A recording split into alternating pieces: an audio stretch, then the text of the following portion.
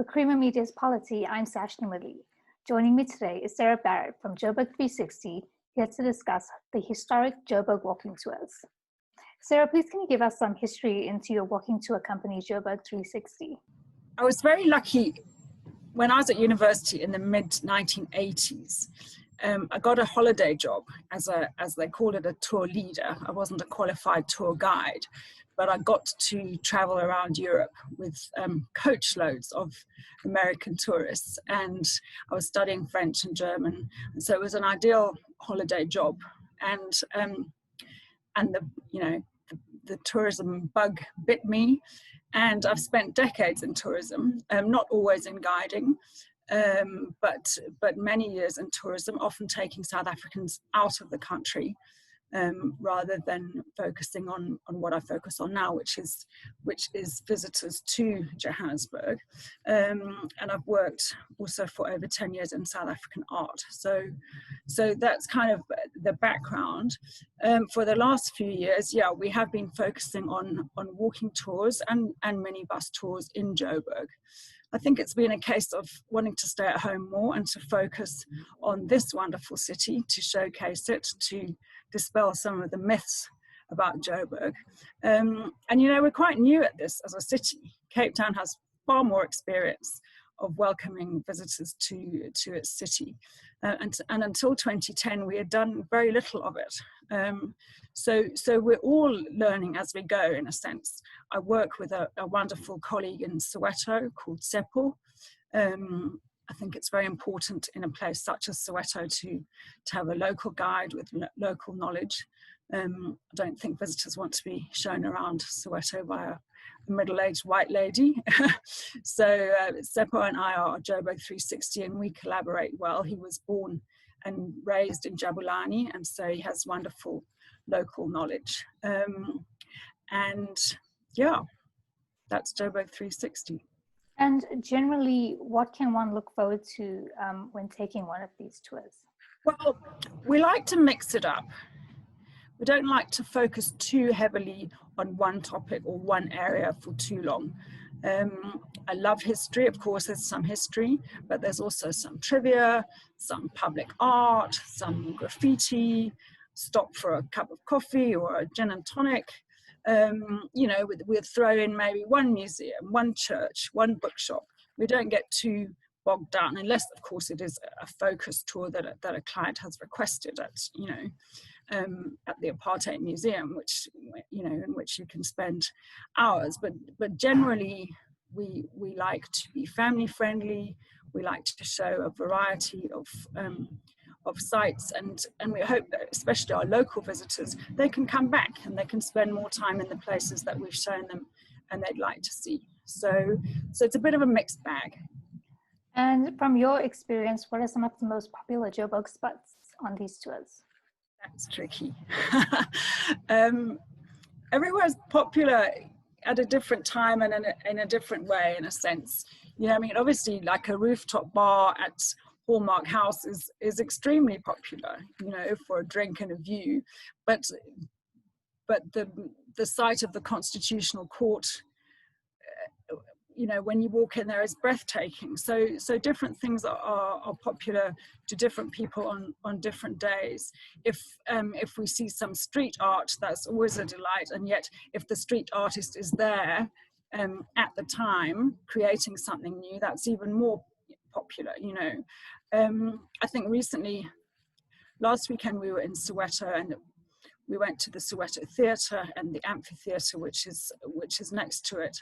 And that was famous for many reasons, but particularly because it was where Zinzi Mandela read out the speech that her father had written in 1985. And I think even people who don't know huge detail of our apartheid history have maybe seen Long Walk to Freedom, in which that speech was featured. And so we had a special moment there, and we read out excerpts from the speech, and we hadn't been there since Zinzi herself died earlier this year, so that was very poignant.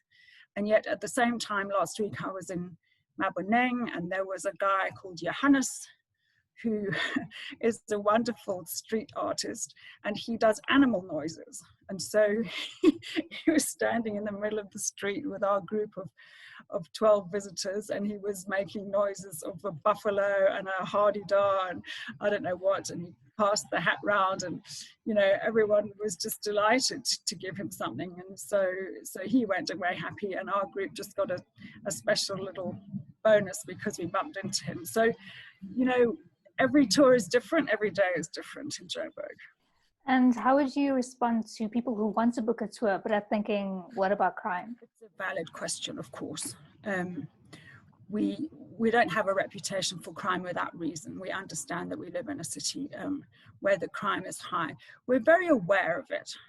I think there are areas that are, to me, are no-go areas, just as if you were in any city in the world. You're not deliberately going to take people into an area that you think is unsafe. But I do maintain that our city, especially downtown, is no better or worse than Rosebank or Fourways or anywhere else. And in a sense, it's the same in Rome or Barcelona or wherever you might go. We are sensible. We don't wear flashy jewelry. We don't flash money around. We don't flash cameras around, although many people take cameras on our walks and just put them away when they're not using them. So we have as Joburg 360, certainly, and maybe we've been lucky, but we have a great safety record. In the years that I've been walking in town, we had one incident. A gentleman had his wallet taken out of his pocket on Diagonal Street. It was protruding from his pocket, and I should have noticed that, and I didn't. Anyway, everyone saw the guy who took it and turned around and said to him, "Please give me back my wallet." And he said, "Oh, sorry, sir," and he gave back the wallet. So, so we do have criminals. They're polite, and no, I don't wish to belittle the situation. Of course, we have to be careful, but the normal rules of safety apply in Joburg as they do anywhere.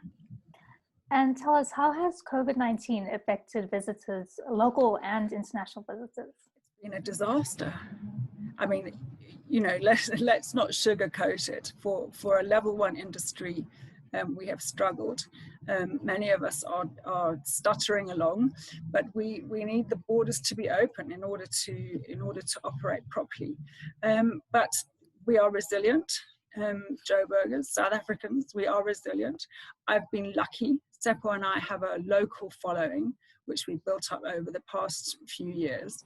And it's just a core of a couple of hundred people who've supported us and who really love getting off their sofa wherever they live in Joburg and just coming out to explore with us. And so that has grown during lockdown. And it's a sad fact, which is a lucky fact for me, but it's a sad fact that many Joburgers don't know their own city. And so for whatever reason, they're tired at the weekend, they're lazy, they're frightened, whatever reason, we encourage them to do what they're not doing naturally, which is to get out and to walk and explore with us. And it's led to some great moments over lockdown with Joburgers discovering Joburg. And Sarah, tell us, what do you love most about Joburg, its history and its present?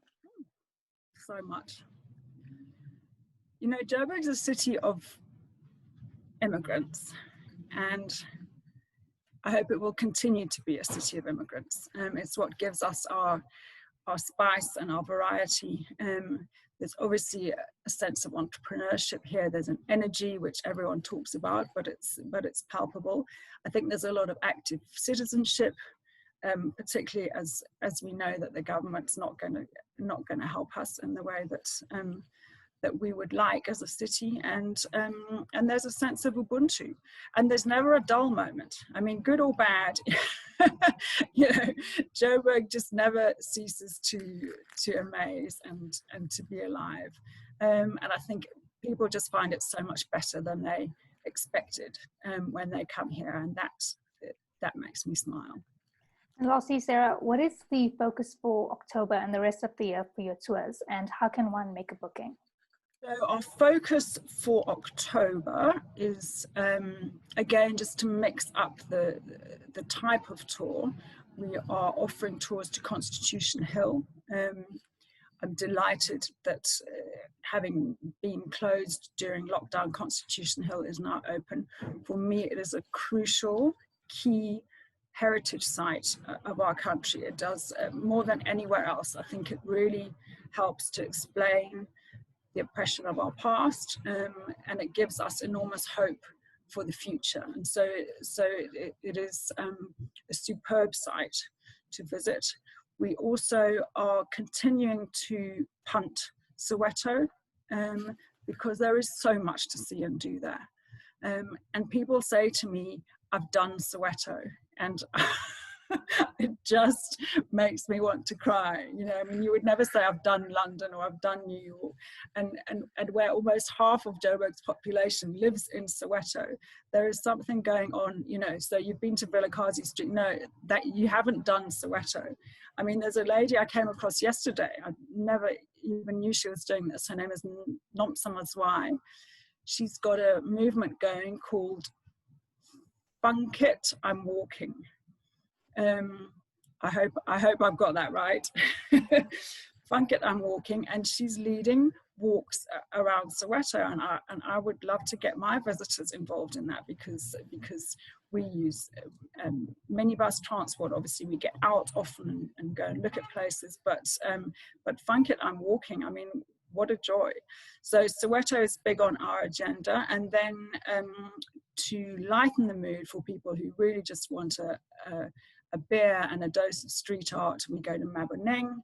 And one of the joys of Maboneng now is what is adjoining it, which is the new area called Jewel City, which is the site of the old diamond merchants, jewelry manufacturers, which has been renovated superbly by various property people, and so that's a great addition to, again, people say I've done Maboneng. Well, you haven't, because now there's Jewel City. We're working on new tours. I'm working on a new tour of Marshalltown and of Troyville. So yeah, Joburg360.com. We're on Facebook, Twitter, and Instagram. Thank you for allowing me to say where people can book, and just keep an eye out, because there's always something new. That was Sarah Barret from Joburg 360 discussing the historic Joburg walking tours.